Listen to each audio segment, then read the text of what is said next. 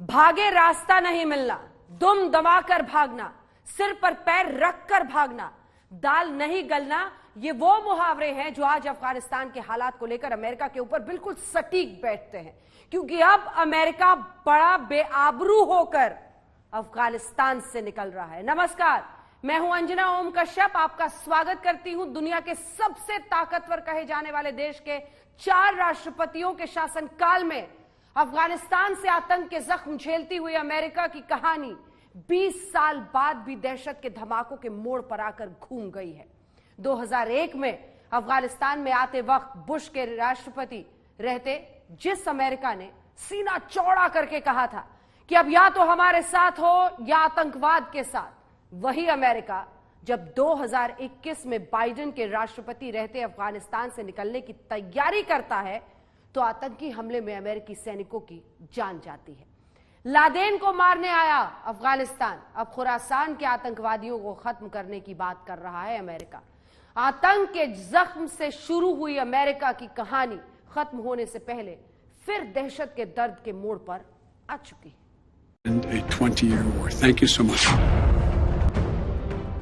Thank you so much कह के पत्रकारों के तमाम सवालों को पीठ दिखाकर अमेरिका के राष्ट्रपति जो बाइडेन ने अपने जाने के लिए तो रास्ता खोज लिया, लेकिन पीछे छोड़ गए एक सवाल, क्या आतंक को खत्म करने आया अमेरिका 20 साल बाद भी आतंक की ही चोट खाकर बड़ा बेआबरू होकर अफगानिस्तान से निकल रहा है?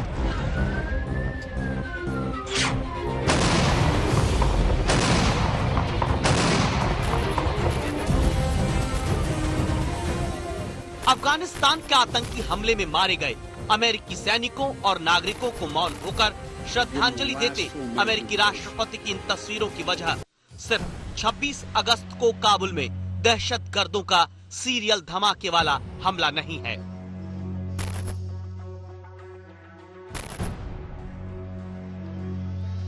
वक्त के पहिए को 20 साल घुमाकर देखना होगा।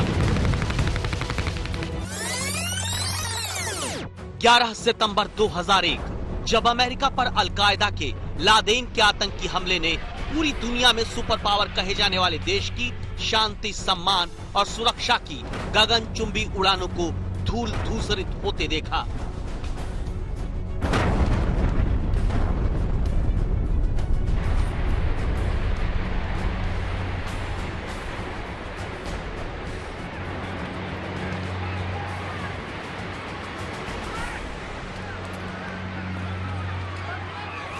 बीस साल पहले अफगानिस्तान से आए आतंक के धमाकों से हिले अमेरिका ने एक बड़ा फैसला किया। फैसला अफगानिस्तान में आतंक के समूल विनाश का। The United States of America makes the following demands on the Taliban. Deliver to United States authorities all the leaders of Al-Qaeda who hide in your land. Every nation in every region now has a decision to make. Either you are with us or you are with the terrorists. और फिर या तो America या आतंकवाद, किसी एक को चुनने की चुनौती देकर 2001 में तालिबान के कब्जे वाले अफगानिस्तान में अमेरिका ने अपने कदम रखने शुरू किए। दुनिया से अलकायदा की दहशत खत्म करने और अपना बदला लेने के मकसद से।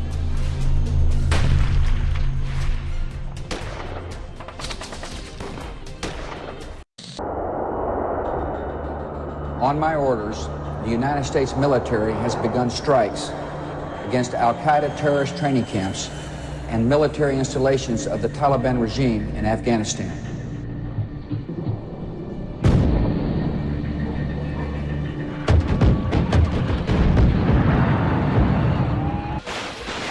इसके बाद अगले 20 साल तक अफगानिस्तान में अमेरिकी सैनिकों की गोलियों की तड़तड़ाहट दुनिया ने सुनी।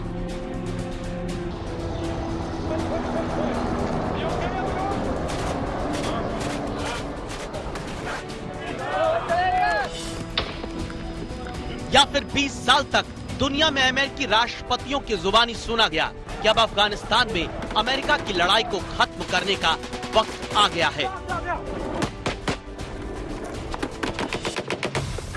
Time of war began in Afghanistan, and this is where it will end. I could win that war in a week.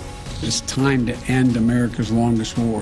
19 years in Afghanistan. I think that's enough. 9/11 के बाद बुश, ओबामा, फिर ट्रंप और Biden के राज वाले America में कहा तो अनगिनत बार गया कि अफगानिस्तान में उस युद्ध का अंत नजदीक है जिसमें आतंक के जख्म खाकर अमेरिका अफगानिस्तान आया। 4 महीने पहले भी जो बाइडेन ने यही बात दोहराई।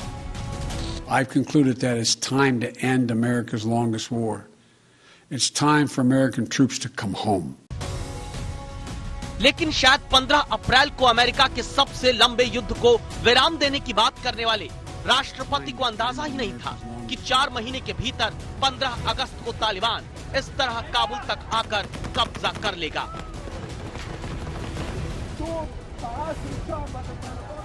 जहां आतंक से रक्त रंजित होने का बदला लेने अफगानिस्तान आए अमेरिका को अफगानिस्तान छोड़ने की डेडलाइन 31 अगस्त से 5 दिन पहले आतंक के ही हमले से अपने सैनिकों की जान गंवानी पड़ेगी और फिर कहना पड़ेगा हम आतंकवादियों को छोड़ेंगे नहीं।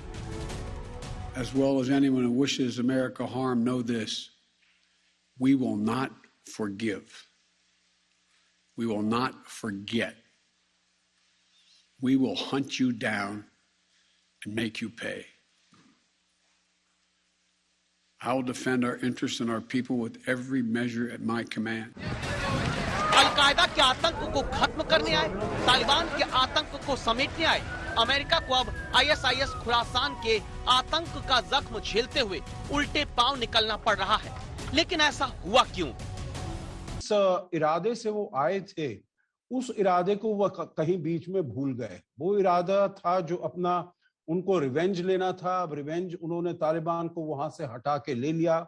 ओसामा बिन लादेन को 2011 में मारा, परंतु फिर भी वो वहां पर टिके रहे और वो तालिबान से लड़ते रहे और उनको पता है जो तालिबान की जो जड़ें हैं वो पाकिस्तान में हैं, तो वो जड़ों को उधर से उखाड़ने के लिए नहीं गए। उनको अगर वो तालिबान को खत्म करना चाहते थे, उनका सारा जिसे कहते हैं ऑक्सीजन खत्म करना चाहते थे, उनको एक दम से तबाह करना चाहते थे, तो उनको पाकिस्तान में जाना चाहिए था। पाकिस्तान में जो है तालिबान के सेफ हेवन्स हैं, जहां पर उनको पनाह मिलती है, जहां पर उनको शरण मिलती है, जहां पर वो रहते हैं, जो उनके पास पैसा आता है, उस सब को उन्हें एकदम खत्म कर देना चाहिए था। तभी ये तालिबान का जो मसला है उसको सॉल्व कर पाते। शायद आतंक के मोर्चे पर सवालों से बचकर दुनिया के सबसे ताकतवर मुल्क को पीठ इसलिए दिखानी पड़ती है क्योंकि दहशतगर्दों को खत्म करने में भी अपना फायदा और नुकसान देखकर कदम उठाने वाले देश के सैनिकों ने सीने पर गोली और बम के जख्म खाए हैं। नए आतंकी अमेरिका के सामने जिंदा हो चुके हैं। आज तक ब्यूरो।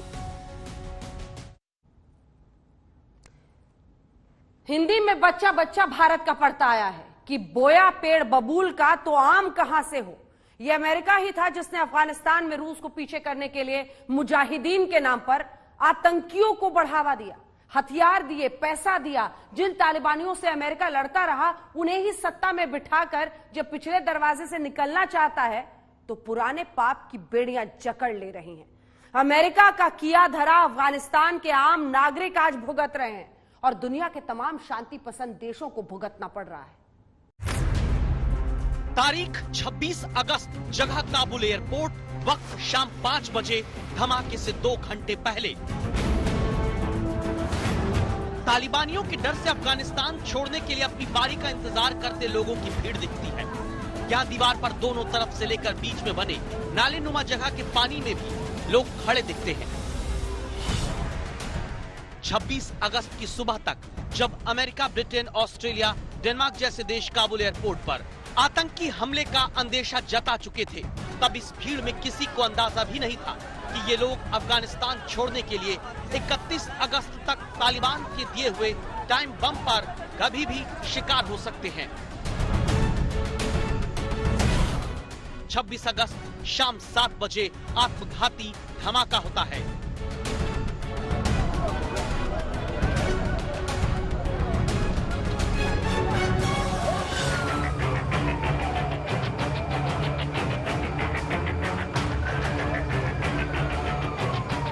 26 अगस्त के धमाके के बाद 27 अगस्त तक कुछ लोग अस्पताल पहुंच पाए। बहुत से लोगों की तलाश चारों तरफ करते लोग नजर आए, जहां आज तक संवाददाता भी मौजूद हैं। इंजर्ड पर्सन के लिए है और डेड पर्सन को जस्ट एक हॉस्पिटल एम्प्लॉय जो अपने फ़ोन के ज़रिए उसके फ़ोटो निकाल कर दिखाता है कि किसके फैमिली मेम्बर है कि मैं वहाँ पर आपको लूँगा। ये वही दस्त है जो सभी आदमी यहाँ पर इंजर्ड हुआ और अब तक इन्होंने यहाँ पर 32 आदमी को आइडेंटिफाई किया और 4 आदमी यहाँ पर आइडेंटिफाई नहीं हुआ है कि वो कौन है, क्योंकि उसके पास कोई ID कार्ड और कुछ भी नहीं था। और यहाँ पर आप देख रहे हैं कि सब यहाँ पर आए हैं और अपने फैमिली को ढूंढ रहे हैं।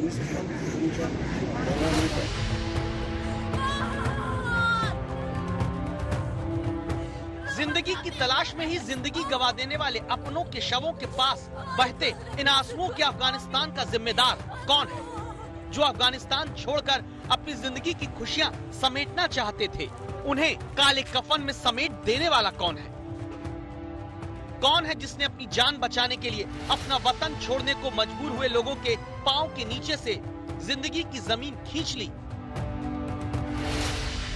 क्या वो तालिबान जो धर्म के नाम पर आतंक की सत्ता स्थापित करने की चाहत में जुटा है, या फिर इस्लामिक स्टेट खुरासान का वो आतंकी जिसकी दुश्मनी तालिबान से बताई जाती है और जो आत्मघाती हमले की जिम्मेदारी लेता है? या फिर यही क्यों ना कहें कि अफगानिस्तान का सबसे बड़ा गुनहगार अमेरिका है, जिसने अब बदला लेने का नया दुश्मन अफगानिस्तान में चुन लिया है। Also ordered my commanders to develop operational plans to strike ISIS-K assets, leadership, and facilities. We will respond with force and precision at our time, at the place we choose, in the moment of our choosing. आतंक को पुचकार कर फिर बदला लेने के नाम पर अमेरिकी नीतियों की चूक का नतीजा है कि आज अफगानिस्तान में नमाज जनाजा पढ़ने की नौबत ज्यादा हो चुकी है। अफगानिस्तान में तालिबान की 31 अगस्त की दी गई डेडलाइन टाइम बम की तरह टिक टिक कर रही है। हालत ये कि बुधवार को काबुल एयरपोर्ट के पास जिस नाले में लोग खड़े होकर अपनी बारी का इंतजार कर रहे थे, गुरुवार को आत्मघाती हमले के बाद उसी जगह आम लोगों की लाशें बिखर गईं, जख्मियों का खून तैर गया और फिर शुक्रवार को अपनी बारी के इंतजार में लोग उसी जगह खड़े नजर आए जहां शवों का ढेर लग गया था। ऐसे में काबुल में मारे गए अपने सैनिकों की मौत का बदला लेने की बात कहने वाला अमेरिका क्या करेगा? कैसे बदला लेगा? अमेरिका को नहीं रुकना पड़ेगा। अब जो वो जा रहे हैं, उन्होंने ऐलान किया है जो 31 अगस्त तक वो वहां से निकल जाएंगे, तो मेरे विचार से निकल जाएंगे। अगर कोई थोड़ा डेट का थोड़ा सा एक्सटेंशन हुआ, क्योंकि कल धमाका हुआ है इतना बड़ा और उसमें 13-14 वहां पर अमेरिकन मरीन्स की भी मृत्यु हो गई है, तो वो निकल जाएंगे 31 अगस्त के आसपास। परंतु अगर वो उन्होंने बदला लेना है तो उनकी बेसेस हैं, गल्फ में हैं, कतार में हैं, टर्की में हैं और जगह हैं, तो वहां से वो अपने लड़ाकू विमानों को भेज सकते हैं और वहां पर जब वो टारगेट कर लेंगे जो कहां पर इस्लामिक स्टेट खुरासान प्रोविंस के जो लोग हैं, जो अड्डे हैं, वो कहां पर हैं, तो उनको वहां से भी विध्वंस कर सकते हैं, उनको वो वहां से भी हानि पहुंचा सकते हैं। उनको यहाँ पर आने की और अपना कोई परमानेंट एस्टैब्लिशमेंट करने की यहाँ पर आवश्यकता नहीं है। वो बाहर से भी रहकर, उन्होंने कहा है जो हम बदला लेंगे, हम टारगेट करेंगे, तो बाहर से भी रहकर कर सकते हैं। बदला अमेरिका लेता है, कीमत देश और देशवासी चुकाते हैं। तो किससे बदला लेगा अमेरिका? उस तालिबान से लेगा जिसे खुद सत्ता में बैठाकर अमेरिका जा रहा है, या फिर उस हक्कानी नेटवर्क से लेगा जिसके खलील हक्कानी पर अमेरिका ने $50 लाख का इनाम रखा है, और उसी खलील हक्कानी को तालिबान ने काबुल की सुरक्षा की जिम्मेदारी सौंप रखी है। ISIS से बदला लेने की बात करने वाला अमेरिका क्या बदला लेगा जब ISIS और तालिबान के बीच हक्कानी नेटवर्क का आतंक एक पुल की तरह काम करता है? तो ऐसे बदला लेने की बात करने वाले अमेरिका ने अफगानिस्तान को जिनके हाथों में सौंपकर अपने लिए रुखसती का रास्ता चुना, वो क्या हाल करेंगे?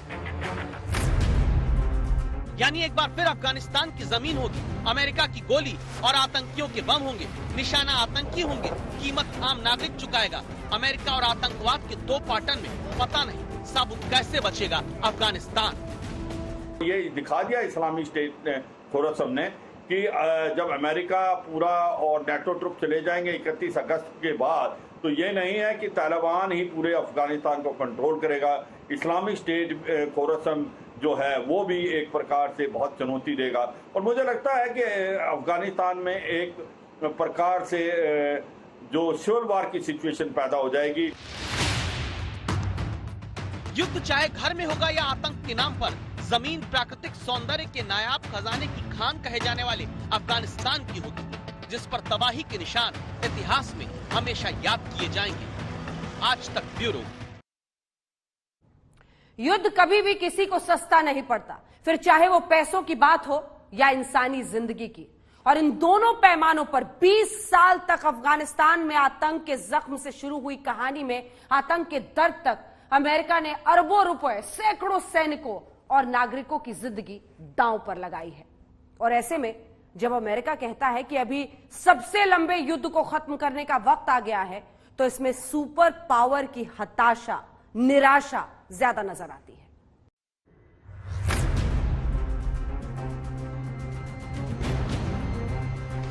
अपने घर में हमला करने वाले आतंकी लादेन को अगर घुसकर मारना सुपर पावर अमेरिका की निशानी कही जाएगी, तो अपने सैनिकों की जान लगातार आतंकवादियों के हाथों गंवाना अमेरिका के लिए हमेशा उनके ही मुल्क में जनता के हिसाब से सरकारी नीतियों की बड़ी नाकामयाबी है। अफगानिस्तान में अमेरिका का मिशन वहां के चुनावों में भी बड़ा मुद्दा बनने लगा, जब सैनिकों के अफगानिस्तान से आते शवों के बाद सरकारों को फैसला लेना पड़ा कि अब अमेरिका उल्टे पांव लौटेगा। A future in which war ends and a new chapter begins, and end the war in Afghanistan. 2002 से 2021 के बीच 3000 से लेकर 1,10,000 सैनिकों तक की तैनाती अलग अलग वक्त में अमेरिका ने अफगानिस्तान में की। 2009 से 2013 के बीच अफगानिस्तान में अमेरिका ने सबसे ज्यादा लगातार 70,000 से 1,10,000 तक सैनिकों को अफगानिस्तान में आतंक के खिलाफ युद्ध के मोर्चे पर रखा। 2011 में जिस साल लादेन को अमेरिका ने खत्म किया, ये वो वर्ष था जब सबसे अधिक अमेरिकी सैनिक अफगानिस्तान की जमीन पर युद्ध लड़ने पहुंचे। लेकिन अमेरिका के लिए सबसे बड़ी नाकामयाबी रही अफगानिस्तान में लगातार अपने सैनिकों की आतंकियों के हाथों हमले में मौत। अमेरिका को अफगानिस्तान में कुल अब तक 2,448 सैनिकों की जान से हाथ धोना पड़ा, जबकि उसके 20,722 से ज्यादा जवान जख्मी हुए। तो क्या जिस धमक के साथ अमेरिका अफगानिस्तान आया, अब उसे अपने सैनिकों की मृत्यु के बाद उतने ही शर्मनाक तरीके से लौटना पड़ रहा है? उनके फोर्सेस को तो बाहर जाना था, परंतु जिस तरीका उन्होंने अपनाया है बहुत ही अनप्रोफेशनल है और बहुत ही इनकॉम्पिटेंस उन्होंने दर्शाई है। तो इससे जो लगता है, जो ये अपनी सुपर पावर का जो खिताब है, जो रुतबा है, उसको उसने काफी हद तक खो दिया है। 2012 में ओबामा के शासनकाल में जो वापसी की बात अफगानिस्तान से शुरू हुई, वो 2018 में ट्रंप के राष्ट्रपति बनने के बाद आगे बढ़ी। 2021 में बाइडेन के राष्ट्रपति रहते 31 अगस्त तक अफगानिस्तान छोड़ देने की तारीख फिक्स हुई। लेकिन तब तक एक बार फिर अमेरिकी सैनिकों की शहादत अमेरिका को अफगानिस्तान की धरती पर देनी पड़ती है। राष्ट्रपति को दोबारा आतंक के मोर्चे पर अपने सैनिकों को झोंकने की बात कहनी पड़ती है। अफगानिस्तान से अमेरिका के लौटने की घड़ी नजदीक आ रही है। अमेरिका अफगानिस्तान में 20 साल तक रहा। इस दौरान एक नई पीढ़ी अफगानिस्तान में बड़ी हो चुकी है, जिसे तालिबानी राज के तौर तरीकों की कोई जानकारी ही नहीं है। लेकिन सवाल यह है कि अमेरिका आखिर अफगानिस्तान गया ही क्यों? 20 साल पहले ऐसा क्या हुआ जिसने अमेरिका को अफगानिस्तान जाने को मजबूर कर दिया, जबकि वो अच्छे से जानता था कि वहां पर विदेशी ताकत का टिकना लगभग नामुमकिन। These ISIS terrorists will not win.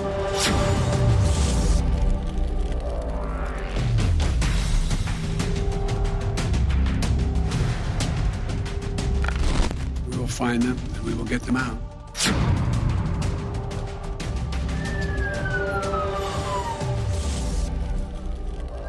You set a deadline, you pulled troops out, you sent troops back in, and now 12 Marines are dead. You said the buck stops with you. Do you bear any responsibility?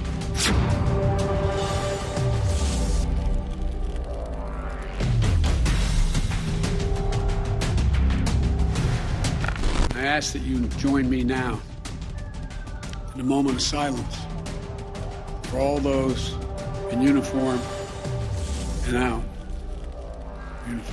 military and civilian, who've given the last full measure of devotion. No, wait a minute. I'm asking you a question. Is that accurate, the best of your knowledge? What? Do you think? Ladies and gentlemen, it was time to end a 20-year war. Thank you so much.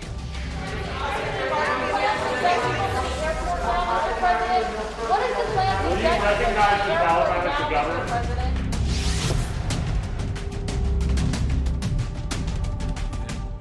20 साल बाद America Afghanistan से जा रहा है, लेकिन उसका सिर झुका हुआ है। वो निराश है, परेशान है। लेकिन 20 साल पहले अमेरिका अफगानिस्तान आया है क्यों? इस सवाल का जवाब है दुनिया बदलने वाला आतंकवादी हमला। 11 सितंबर 2001 वो तारीख जिसके बाद दुनिया हमेशा हमेशा के लिए बदल गई। ओसामा बिन लादेन के आतंकवादियों ने 4 विमानों को हाईजैक करके अमेरिकी धरती पर सबसे बड़े आतंकवादी हमले को अंजाम दिया।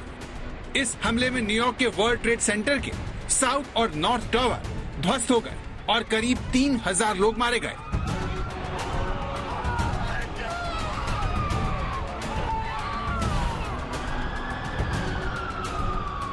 अमेरिका ने सपने में भी नहीं सोचा था कि आतंक इस तरह घर में घुसकर उसके आत्मसम्मान को कुचल देगा। इस हमले ने सोते अमेरिका को जगा दिया। वो उठा और आतंकवाद का फन कुचलने के लिए अफगानिस्तान जा पहुंचा। उसने अपने मिशन को नाम दिया war on terror. We bring our enemies to justice or bring justice to our enemies, justice will be done. लेकिन यहाँ सवाल ये उठता है कि अमेरिका सऊदी मूल के आतंकवादी ओसामा बिन लादेन से बदला लेने के लिए अफगानिस्तान क्यों गया? तो इसका जवाब तालिबान है। अफगानिस्तान 1990 के दशक से अलकायदा के आतंकवादियों का घर बना हुआ था, लेकिन 9/11 के हमले के बाद जब अफगानिस्तान की तालिबानी सरकार ने ओसामा बिन लादेन को देने से इनकार कर दिया तो अमेरिका ने उसे अपने गुस्से का शिकार बना दिया। वर्ल्ड ट्रेड सेंटर पर 11 सितंबर 2001 में हमला हुआ और अक्टूबर में अमेरिका अफगानिस्तान जा पहुंचा। हमले के 10 दिन के अंदर तब के अमेरिकी राष्ट्रपति जॉर्ज डब्ल्यू बुश ने वॉर ऑन टेरर अभियान का आगाज किया और कहा कि अब सारी दुनिया आतंकवाद से लड़ेगी। Every nation in every region now has a decision to make. Either you are with us or you are with the terrorists. शुरुआत में अमेरिका का मकसद अलकायदा को खत्म करना था, जिसके लिए अमेरिका ने तालिबानी सरकार से अफगानिस्तान को आजादी दिला दी। अलकायदा को जड़ से खत्म करने के नाम पर अफगानिस्तान में अमेरिका रह गया। इस दौरान अमेरिका अफगानिस्तान को दोबारा से बनाने में जुट गया ताकि आगे यहाँ की आबो हवा में बारूद न महके। इस दौरान अमेरिका अपने सबसे बड़े दुश्मन ओसामा बिन लादेन को ढूंढता रहा और 10 साल बाद उसे मारने में कामयाबी हो गया। Today, at my direction, the United States launched a targeted operation against that compound in Abbottabad, Pakistan. A small team of Americans carried out the operation with extraordinary courage and capability. No Americans were harmed. They took care to avoid civilian casualties. After a firefight, they killed Osama bin Laden. Osama bin Laden को मारने के बाद भी जब America Afghanistan से नहीं लौटा तो घर में ही इस जंग पर सवाल उठने लगे। अमेरिकी राष्ट्रपतियों से जंग की वजह को लेकर सवाल पूछा जाने लगा, जिस पर न सिर्फ बहुत खर्चा हो रहा था बल्कि अमेरिका को अपने 2500 सैनिक भी गंवाने पड़े। काबुल एयरपोर्ट पर दर्जन भर से ज्यादा अमेरिकी सैनिकों की मौत अमेरिका को अफगानिस्तान में मिली सबसे बड़ी चोट में से एक है। इससे पहले 6 अगस्त 2011 को 30 अमेरिकी सैनिकों की मौत हुई थी जब आतंकवादियों ने एक अमेरिकी हेलीकॉप्टर को रॉकेट से उड़ा दिया था। उससे 1 महीने पहले 26 मई 2011 को भी एक बम धमाके में 9 नाटो सैनिक मारे गए थे, जिसमें 7 अमेरिकी सैनिक शामिल थे।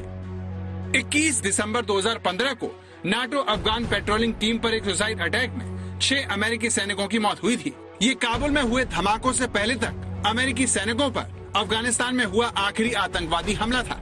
इस तरह 10 सालों में अमेरिका को करीब 2500 सैनिकों को खोना पड़ा। इस तरह अफगानिस्तान की जंग अमेरिका के गले की हड्डी बन गई। नाक का सवाल बनने की वजह से अमेरिका ऐसे लड़ता रहा, लेकिन हासिल कुछ नहीं हुआ। सभी जानते थे जो अमेरिका जल्दी ही वहां से निकलेगा, क्योंकि 2010 से 11 से राष्ट्रपति ओबामा ये कहते आ रहे हैं जो हमको वहां से निकलना है, बाहर जाना है। तो उनके फोर्सेस को तो बाहर जाना था, परंतु जिस तरीका उन्होंने अपनाया है बहुत ही अनप्रोफेशनल है और बहुत ही इनकॉम्पिटेंस उन्होंने दर्शाई है। 9/11 हमले के बाद आतंकवाद को लेकर अमेरिका की नींद टूटी थी। 2 रिपब्लिकन और 2 डेमोक्रेटिक राष्ट्रपतियों ने अपने अपने हिसाब से इसे लड़ा और खत्म भी किया। लेकिन सच ये है कि अलकायदा को मारने अफगानिस्तान आया अमेरिका ISIS खुरासान का वार झेलकर लौटने को मजबूर है।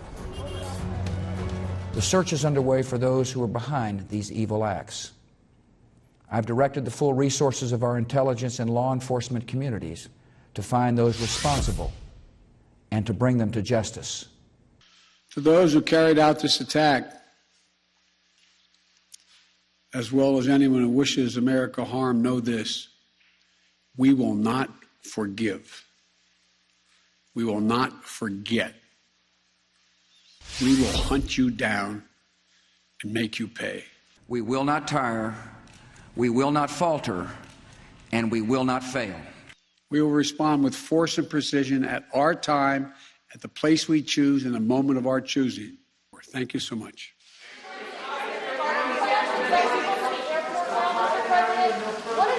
Will you recognize the Taliban as a government? आपने भस्मासुर की कहानी सुनी होगी। एक ऐसा राक्षस जिसे शिव जी से वरदान मिला था कि वो जिसके भी सिर पर हाथ रखेगा वो भस्म हो जाएगा। वरदान मिलने के बाद भस्मासुर खुद को इतना शक्तिशाली समझने लगा कि वो शिव जी को ही भस्म करने चल दिया। ये कहानी हमने आपको सिर्फ इसलिए सुनाई ताकि आप अमेरिका और तालिबान के रिश्ते के अच्छे से एक तरह से आप उसको समझ लें, क्योंकि तालिबान को पैसे और हथियार की ताकत देने वाला अमेरिका ही है। यह अमेरिका ही था जिसने सब कुछ जानते हुए भी अफगानिस्तान में तालिबान का रास्ता साफ किया, लेकिन आज वही तालिबान अमेरिका के लिए भस्मासुर साबित हो गया है। जब आप ज़हनी गुलाम बनते हैं तो ये याद रखें, असल गुलामी से ज्यादा बुरी ज़हनी गुलामी है। ज़हनी गुलामी की जंजीरें तोड़ना ज्यादा मुश्किल होता है। जो अभी अफगानिस्तान में गुलामी की जंजीरें तो तोड़ दी उन्होंने। अफगानिस्तान में तालिबान की जीत से पाकिस्तान गदगद है। उसकी खुशी का ठिकाना नहीं है। उसे भरोसा नहीं हो रहा कि जिस तालिबान को खड़ा करने में अमेरिका ने बड़ा रोल निभाया वो उसी से हारकर वापस जा रहा है। अफगानिस्तान में तालिबान की जीत के पीछे पाकिस्तान का हाथ है। 15 अगस्त को काबुल में जैसे ही तालिबान का झंडा लहराया तो पाकिस्तान में एक बयान तेजी से वायरल होना शुरू हुआ। जब तारीख रकम होगी तो कहेंगे कि ISI ने अमेरिका की मदद से सोवियत यूनियन को अफगानिस्तान में शिकस्त दे दी। फिर एक और जुमला होगा, ISI ने अमेरिका की मदद से अमेरिका को शिकस्त दे दी। तालिबान से रिश्तों को डंके की चोट पर कबूल करने वाले ये पाकिस्तानी खुफिया एजेंसी ISI के पूर्व चीफ हामिद गुल हैं, जिनका ये बयान पाकिस्तान में लोगों को एक बार फिर याद आने लगा है। ये बात कहना चाहता हूं आप के रिकॉर्ड के लिए, शायद कोई और ना कहे, ये जिस ISI को आज मुर्द इल्जाम ठहराया जा रहा है, जब तारीख रकम होगी तो कहेंगे कि ISI ने अमेरिका की मदद से सोवियत यूनियन को अफगानिस्तान में शिकस्त दे दी। फिर एक और जुमला होगा, ISI ने अमेरिका की मदद से अमेरिका को शिकस्त दे दी। ये बयान साल 2014 का बताया जा रहा है, जिसमें हामिद गुल खुलेआम तालिबान की मदद से अमेरिका को हराने का ऐलान कर रहे हैं।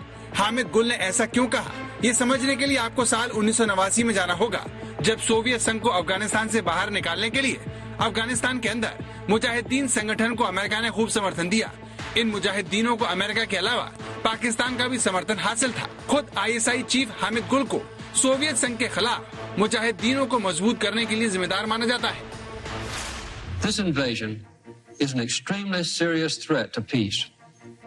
A Soviet-occupied Afghanistan is a stepping stone to possible control over much of the world's oil supplies. इस तरह साल 1989 में अफगानिस्तान अमेरिका और सोवियत संघ के बीच चल रही कोल्ड वॉर का मैदान बन गया। अमेरिका ने अफगानिस्तान से सोवियत संघ को बाहर निकालने के लिए उन मुजाहिदीनों के साथ हाथ मिला लिया जो सोवियत यूनियन की सेनाओं के खिलाफ लड़ रहे थे।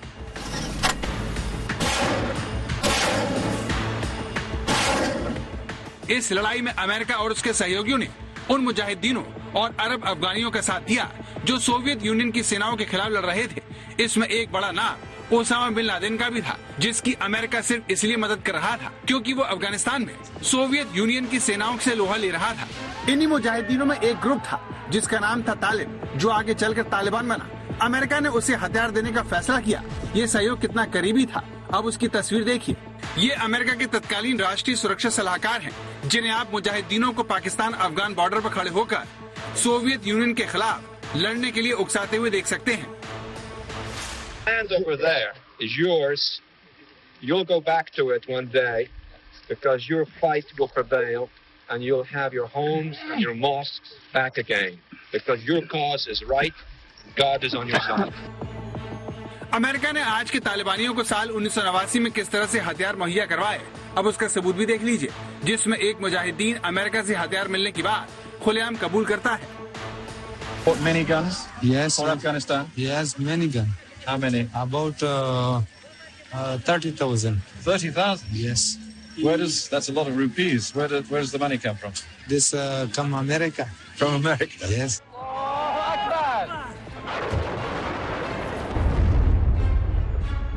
इस तरह अमेरिका ने मुजाहिदीनों को अपने फायदे के लिए सोवियत संघ से लड़ने के लिए तैयार किया और अपने दुश्मन को वापस लौटने पर मजबूर कर दिया। लेकिन आगे चलकर मुजाहिदीन कमांडर मुल्ला मोहम्मद उमर ने तालिबान को खड़ा किया और आज इसी तालिबान ने अमेरिका को घुटने टेकने पर मजबूर कर दिया है।